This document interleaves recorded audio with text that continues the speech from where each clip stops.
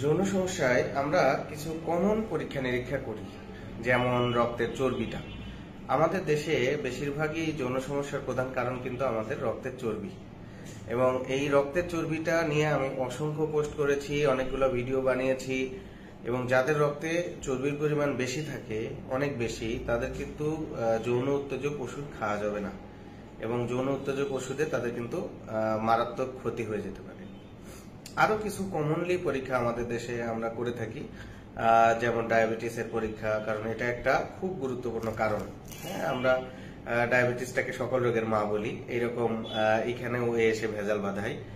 আরো কিছু আছে, যেমন হরমোন, যেমন সেরাম টেস্টোস্টেরন করা হয়, সেরাম প্রোল্যাকটিন করা হয়, টিএসএইচ হরমোনটা করা হয়। তো এই হরমোনগুলার একটা ব্যাপার হচ্ছে এইরকম, যে আপনি যদি হরমোন বেশি থাকে তাও সমস্যা হতে পারে, কম থাকলেও সমস্যা হতে পারে। তো টিএসএইচ এর ক্ষেত্রে যে ব্যাপারটা হয়, আর টেস্টোস্টেরন বলেন আর প্রোল্যাকটিন বলেন, প্রোল্যাকটিন হরমোনটা বেশি থাকা যাবে না। প্রোল্যাকটিন হরমোনটা যদি বেশি থাকে তাহলে তাদের সময় রিলেটেড সমস্যা হয়, খারাপ হওয়ার সমস্যা হয়, মানে মিলামেশার আগ্রহটা কমে যেতে পারে। তাহলে এই ব্যাপারগুলো কিন্তু ঘটতে পারে। আর টেস্টোস্টেরন হরমোনটাও আমাদের অনেকেই দেখেছি আমি যে হরমোন নরমাল, কিন্তু তারপরও সেক্সের ওষুধ, মানে হরমোনের ওষুধটা খাচ্ছে। তো এই হরমোনের যে ওষুধটা খাচ্ছে, এটা আসলে একদম অনুচিত।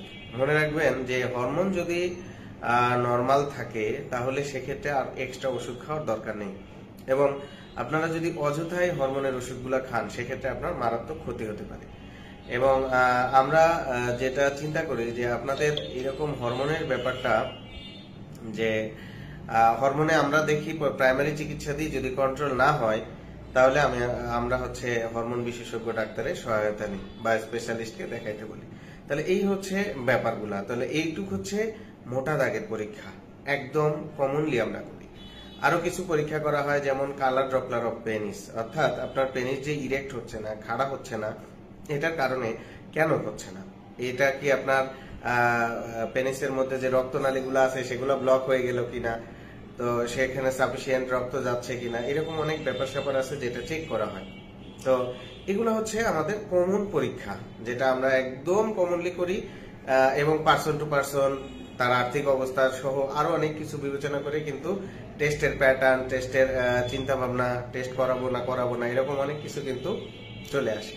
তো যাই হোক, আশা করি আপনারা ব্যাপারটা বুঝতে পেরেছেন, এবং ফিউচারে যৌন উত্তেজক যে কোনো ওষুধ খাওয়ার আগে খুব সাবধান, আপনারা এই কমন পরীক্ষাগুলো করে নিতে পারেন। এবং আমি যেটা বলে থাকি সব সময়, যে আমাদের দেশের চর্বিটাই হচ্ছে প্রধান একটা কালপ্রিট, এবং আমার চেম্বারে যে রোগীগুলো আসেন, ওনাদের মধ্যে বেশিরভাগেরই আমি লিপিডেই সমস্যা পাই, চর্বিতেই সমস্যা পাই। সেজন্যই বারবার আমি পোস্ট করে আপনাদের সচেতন করার চেষ্টা করি। তো আশা করি আপনারা বুঝতে পেরেছেন। ভালো থাকবেন। আসসালামু আলাইকুম।